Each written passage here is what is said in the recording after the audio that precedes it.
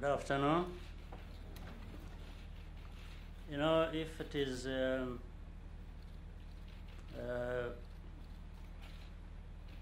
point of what goes around comes around, I'll start by letting you know that I guess one of the first vehicles to come to Rwanda in history, if not the first, it is a Volkswagen.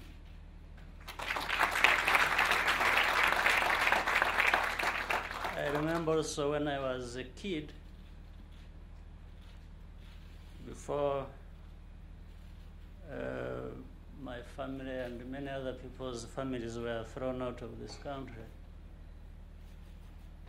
I think it was at the age of 4 or something like that. I used to see a Volkswagen called the Beetle, which used to have an engine where we are not used to have it, where the boot is supposed to be. And so that now we have Volkswagen back here in Rwanda being assembled and in the near future to be made here. So I thought it was a good story.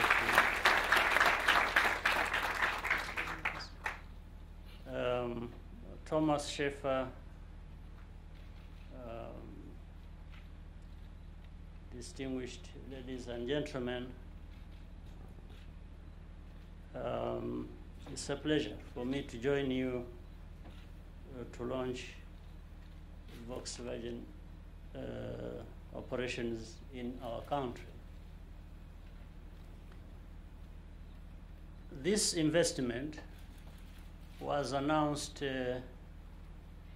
actually about 18 months ago, if I recollect well. I know some might have found it hard to believe that German cars, as we are used to call them, could really be built in Rwanda. Yet today, the first vehicles are rolling off the assembly line. So it's a good story. Thank you for those who have been working hard to make it possible. I wish, therefore, to congratulate Volkswagen and all the partners involved for moving this so quickly.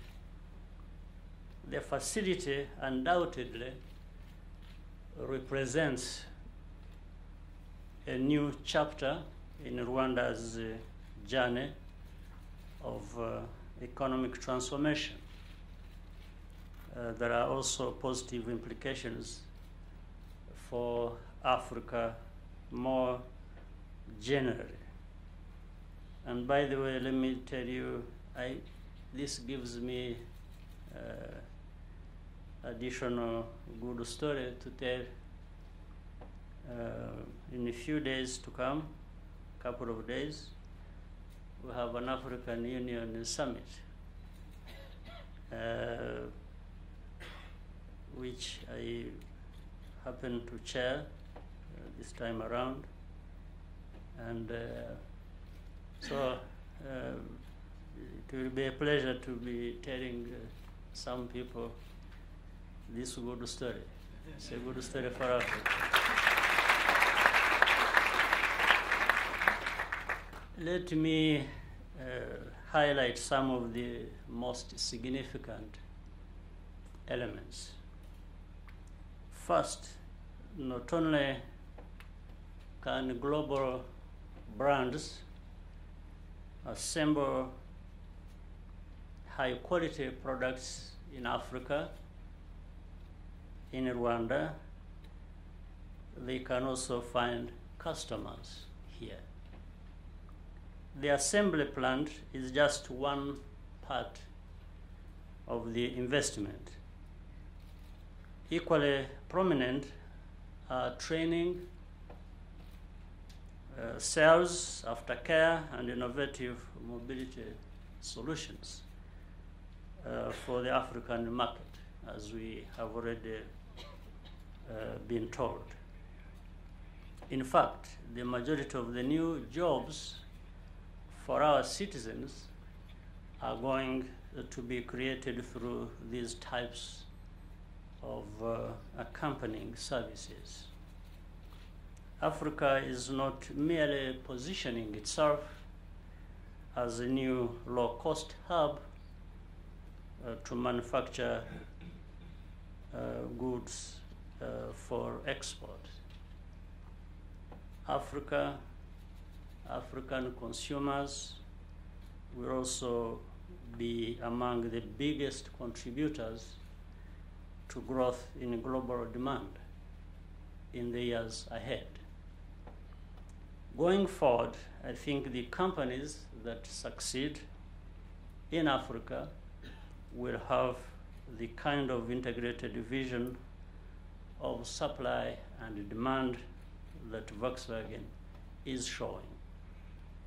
Secondly, this operation reminds us of the importance of working regionally. To our Kenyan friends, brothers and sisters, who are a key part of this international team, we welcome you and thank you. In fact, Rwanda and Kenya will be benefiting each other directly and with Volkswagen right in the middle of that mix. In turn, the technologies being pioneered in Rwanda are intended to be deployed throughout the company's operations in Africa. We are indeed delighted that a Rwandan software firm already we have been introduced to, Summit Lab. By the way, I used to think, or at least I want to believe that I know many people around, especially the useful people. But I didn't know these young people, so I'm happy to be introduced to you, or the other way around. So I think we have a lot of work ahead to do together, and I thank you for being behind this effort.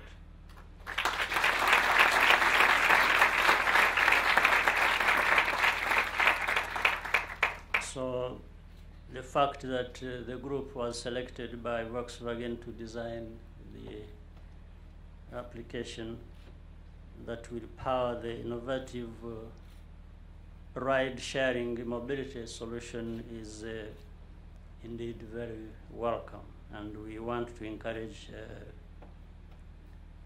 our young people, many more others, to be behind the kinds of innovations that will work for the many industries that will be developed here. In the medium term, the only way for us in East Africa to move up the industrial value chain from assembly to manufacturing is to build an integrated regional manufacturing base. When we shift from a logic of competition to one of cooperation, but I think better still, the best way to put it is to fuse, bring together the two. Competition and cooperation, when they are brought together, everyone gains. Success is about partnership and leveraging our strength. The third point is about the importance of anticipating future trends. The old model of individual car ownership is not sustainable, especially when those vehicles burn fossil fuels. It leads to environmental degradation and traffic gridlock. The cars produced here, or today or in the near future, are expected and will be, I guess, hybrids, and fully electric models will be introduced in the due course, so I'm told. In the future, software and technology combined with innovations in sales and the distribution strategies will allow people to have routine access to a new car without all the costs of ownership. This is very important for us. Most of the cars on our roads are used. Many were made in the last century. I told you some of these Beetles. I used to see there were many driven by priests. I remember some of those priests from some of these different places used to be behind the wheel of these small things. This is so they pollute much more just because of their age than the latest models. Africa does not need to be a dumping ground for second-hand cars or second-hand anything.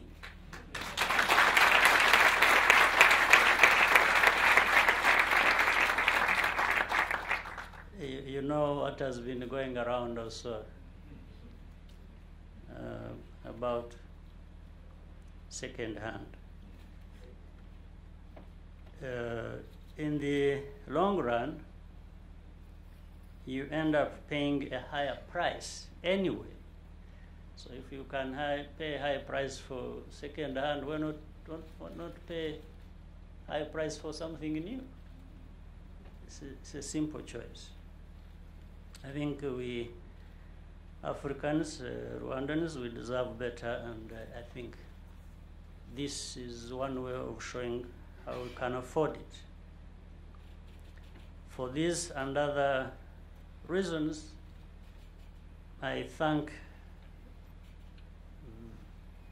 that this promising partnership with Volkswagen is off to a very good start. I wish you every success in your endeavors, and thank you very much for all the work you are doing to make this happen. And for us, we are here only to serve you as well in making your efforts very productive. Thank you very much.